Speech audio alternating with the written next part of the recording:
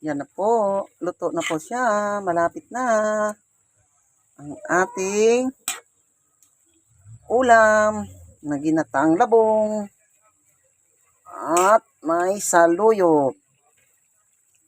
At saka halo ay tuyong bangos at hita ng tanglad. Ayan.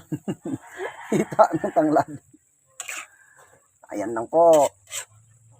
Konting-konti na lang. Tuyuin na lang konti.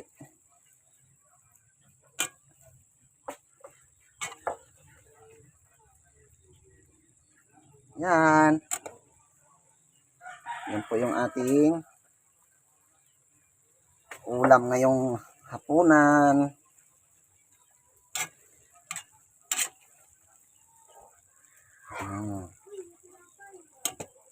Sarap yan. Ba? Ito na lang. Palulutuin na lang natin yan.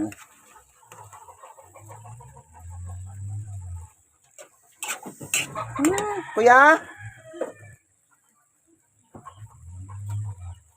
Po, luto na siya. Papatay na natin.